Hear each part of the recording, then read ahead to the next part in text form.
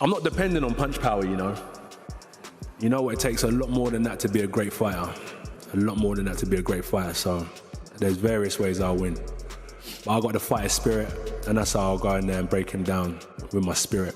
After this. But he can't, though. That's what I'm saying. Like, he's not even equipped to fight this dude. He's not. It's going to have to be a bunch of stuff in there. Joshua will punish this man. Impossible for somebody like Anthony Joshua, who is so big and so strong, to even think he's going to take it easy. Because even if he tries to take it easy, he's so powerful, so strong that even those punches that are being easy are still going to hurt. At the press conference, Anthony Joshua called out Jake Paul, suggesting he might be overestimating his chances against him. Joshua reportedly mentioned that his main motivation for the fight is financial, framing it as a business move, while emphasizing that in terms of skill and experience, he still has a clear advantage in the ring. I deliver what I was supposed to deliver years ago. I deliver what they ran from. I deliver what he asked for $50 million for. I'm gonna give him a $50 million knockout. I honestly listen to what people say sometimes. They're avoided, this person's running. I honestly think some people are deluded. Really, I do think that they've got some sort of a long-term concussion, because no one's running. In terms of 50 million, I'm a businessman. If there was 50 million on the table. Chris Algieri points out that this fight could be an ideal way for Anthony Joshua to make his comeback. After some time out of the ring following his last defeat, Joshua can use this matchup to rebuild confidence and get back into a competitive groove. The fight also offers a chance to earn a substantial paycheck while minimizing risk, almost like a carefully managed sparring session. Algieri emphasizes that this matchup benefits Joshua financially, mentally, and physically, making a smart strategic move for his return. What are we talking here? Like, it's going to be an exhibition? No, it's a fight. You're a heavyweight. You're calling out heavyweights. You're calling out a heavyweight. You're calling out Anthony Joshua, former world champion. You're calling him out on short notice. It's a fight. You're going to wear 10-ounce gloves and you're going to fight 10 rounds, and that's what it is. I don't understand any idea of anything else. Oh, it's going to be 8-2s? Is it going to be 15-ounce gloves? What the hell are we doing? This is boxing. You want to fight a real guy? You're fighting a real guy, which I am very respectful, and I respect the hell out of Jake Paul if he does step in the ring with Anthony Joshua. No matter what happens, kid's got balls of steel, and I applaud you. Well, the reason I say we don't know yet because Jake Paul has fought in his last fight with Gervonta Davis was going to be an exhibition. They had to do that because of the weight difference. This is still a weight difference here. I mean, Anthony. No, there's not. No, it's not. It's heavyweight. It's the same weight class. Well, what do you consider Jake Paul? Cruiserweight or heavyweight? Heavyweight. How much did he weigh his last fight? He's fought at cruiserweight. He's also fought at heavyweight. Against Tyson was at heavyweight. What was his last fight? He's a cruiser. He's a heavyweight. What was he his was last two? fight? It was his last Mike fight was Tyson. at cruiser against Chavez. Whatever, you know what I mean. Like the reason Gervonta Davis fight. He fought Chavez after Tyson. I guess Tyson was that long ago. Wow. Yeah, it was a year ago. This week, I was looking at my Instagram memories. I was in Dallas, Texas, getting ready for me pooping my pants on Netflix. That was about a year ago.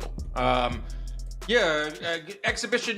These are questions that are asked. These are questions that are attached to. Eddie Hearn notes that Anthony Joshua is definitely open to facing Jake Paul, but the camp needs to proceed carefully because of Paul's unpredictable nature.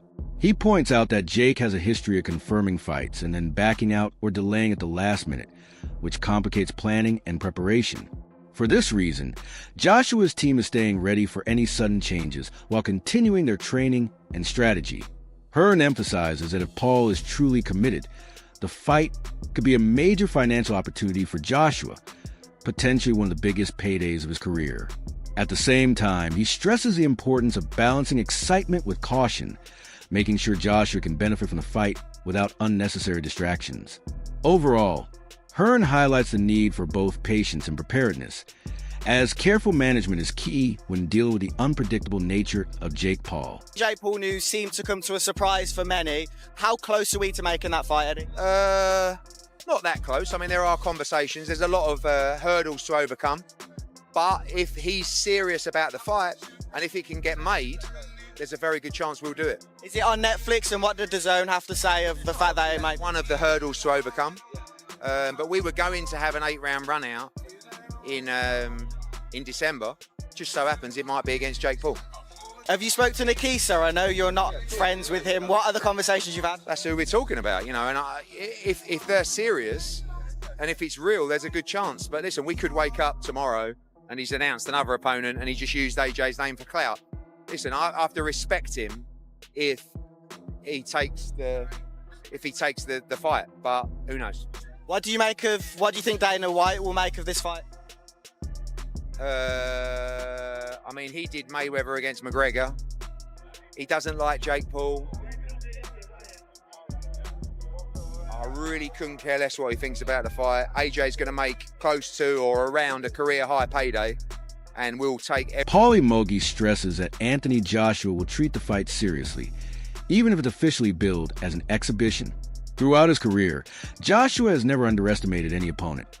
And in the ring, he brings his full focus, power, and technical skill. Mogi points out that Joshua's discipline, timing, and ring IQ let him capitalize on openings and punish mistakes efficiently. Ryan Garcia echoes this, noting that even if Joshua holds back slightly, his natural strength and accuracy still make his punches extremely dangerous. Together, their analysis highlights that Jake Paul is facing a real physical threat, and the fight shouldn't be underestimated despite its promotional flair. Joshua's experience against elite heavyweights gives him control over the pace, distance, and momentum of the fight. Analysts agree that Paul will need both strategy and resilience, as Joshua's skill and power create a high-risk environment where any mistakes could be costly. Overall, the discussion emphasizes that this bout requires respect and thorough preparation from both fighters. The bag now. And if you listen to this, it's definitely out of the bag. Yeah, Fight for 84, big boxing movie that's hitting Netflix soon about the Olympic 84 team starring Jamie Foxx and Chris Algieri. I am not starring in anything, but whatever. Yeah, no, I got a credit. I'm in it. I got some lines. So that's amazing. That is so cool. I mean, this couldn't get any cooler. You're now in the movie, which is absolutely absurd. Yeah, what a day. Hopefully, what a life. Hopefully, maybe there'll be more of this. Who knows? I think it's just the beginning. I think this podcast is numbered. Our days are numbered. No way. I'm never letting this go, Dan. This is. I'm a ride or die. I hope you get so big and become such a big actor that you are like delaying production because you have to film our podcast in your trailer. Chris is in his trailer. Wait, he's got to finish his podcast with Dan. They're like, who's Dan? Johnny Drama style. Yeah, love it. Yeah, just when total diva. Towns. Just total diva in every way possible. Yes. Like we said, this episode is brought to you by PPV.com. December 6th, we're going to see Pitbull Cruz versus Lamont Roach. And guess what? We're going to talk to Lamont Roach on this episode. I caught up with Lamont and to get his thoughts on the fight with Pitbull, to get his thoughts on Jake Paul and Anthony Joshua, which we're going to get to in a second, to get his thoughts on 140, potentially fighting at 135. That's coming up in just a little bit with Lamont Roach. Don't forget to order that fight with us at ppv.com and all the good stuff that comes along with that. That's December 6th. Lamont Roach is an awesome interview. Great guy. Awesome guy. Forget the interview. He's just a good dude. I told you to tell him what's up. You probably didn't. He said what's up. He goes, where is he? I said, he's on a movie set. He goes, oh yeah, he's got those movie star looks. See, that's what I get. But yeah, no, he's a good dude. We see him. He trains down in Florida now. He's over at the Pro Box TV training facility, so we get to see him down there training. He's whipping on all the guys over there. But good people, good dude. Good. His dad's awesome. His brother Jordan's great. He's another one to look out for. I think he's a flyweight? I think he's a flyweight coming up, or bantamweight. But yeah, great family, good boxing family, great boxing heritage. Yeah, and I can't wait for that mega card. Big card December 6th, and he's the headliner. So we're going to get to him in a second. Some big news broke. Shocking news. According to Ring Magazine, Anthony Joshua is going to step in for Gervonta Davis and fight Jake Paul. We don't know yet if it's an exhibition. We don't know yet the rules set. We don't know the date. These are preliminary talks that are ongoing. Yes, I work for MVP. Dave Allen pushes back against the notion that Anthony Joshua should avoid fighting Jake Paul just because the matchup seems unconventional or purely for entertainment. He notes that Joshua is still in peak physical condition and, unlike retired fighters who may have lost speed or power, he has all the tools needed to dominate in the ring. Allen points out that fans often underestimate the seriousness of these bouts, seeing them only as spectacles. In reality, Joshua's athleticism, strength, and skill make him a formidable opponent. The commentary emphasizes that this fight is more than just showmanship. With his preparation and experience, Joshua can control the pace and impose his will on any challenger. Allen also highlights the gap between perception and reality, cautioning that casual observers might misjudge the risks Jake Paul is facing. Ultimately, the matchup demands respect, focus, and recognition of Joshua's elite-level boxing abilities, regardless of the surrounding hype. Some of it was probably shouldn't be licensed, but Florida are a very kind of easy commission to get. Yeah, it'd be called an exhibition. It will be an exhibition. It probably would be called an exhibition. What's the point? For me, as long as that fight you mentioned just now, Spencer, as long as that roadmap is there and it's signed that he fights an interim guy as a warm-up afterwards and fights Tyson Fury next year and Fury's on board, I'm great with it. Otherwise, I do think his legacy's damaged if his last fight is with Jake Paul. An exhibition is just a waste of time. They're for retired fighters. For retired fighters, it's a load of rubbish. Yeah, listen, the guy's still in his athletic prime. I personally don't see the reason why they can't just do the Tyson Fury fight. Why do we need interims? Well, we all want that. Yeah, but why do we need interims? Why do we need warm-ups? We're talking about two experienced guys who've been the best, as you just said, of the last 10, 20 years. Let's get the fight on. It's as ridiculous as Gervonta Davis going in with him, basically, isn't it, with Jake Paul, Quite frankly? so different mindsets. And what, again, listening to Eddie today and what he was saying, the damage that Anthony Joshua has suffered mentally, not physically, because physically he's still all there, but mentally against Daniel Dubois, he needs to go through that process again. And they said, and that's just the whole getting your hands wrapped up, doing it, whether it's Jake Paul, whether it's a top 100 fighter, you go, that's the way Anthony Joshua ticks. He needs that before going into the... All roads lead to Fury, right? We all know that. Whether Fury... Analysts point out that Jake Paul is now facing an opponent who is actively competing at a high level, unlike the older or retired fighters he has previously faced. While this matchup offers a challenge fans have been eager to see, it also raises the physical risks for Paul significantly. Maybe even bigger than the Mike Tyson fight.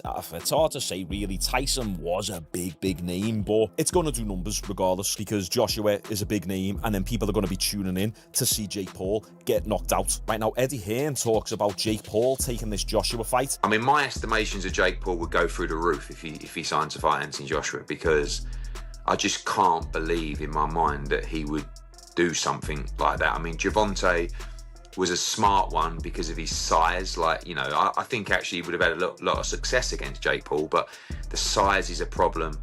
But this would just be, you know, like if Jake Paul was to take the fight with AJ, you'd really have to maybe carry his balls in a wheelbarrow on the ring walk, you know, because that would be, because AJ wouldn't mess around in there, you know, so it would be huge, but nothing, you know, to tell you it's close, just a few conversations so far. Damn right, if Jake Paul takes this fight, he's got some major balls on him. And I know people hate influencer boxing, but come on, he's not fighting an old, retired, past the prime MMA fighter. No, he's fighting a legit boxer who's massive, 6'5", 6'6", jacked, 240, 250 pounds, shredded, power puncher. Do we need to remind ourselves of what Joshua did to Francis Ngannou? Francis Ngannou was coming off a pretty good performance over Tyson Fury. He didn't get the win in that fight, but you could argue that he did actually win that fight. And Ngannou, throughout his entire MMA career, in 4-ounce gloves, very rarely got hit. He could take a punch. He's got a big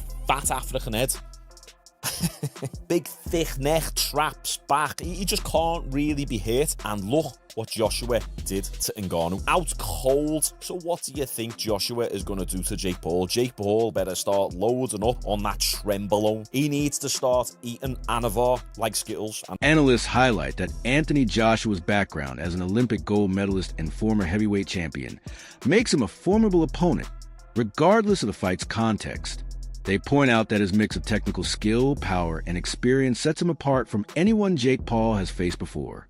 Joshua's ability to read and adapt to his opponents gives him a significant advantage in the ring. Gold medalist, unified champion at the heavyweight division. He is 6'6", 250 pounds.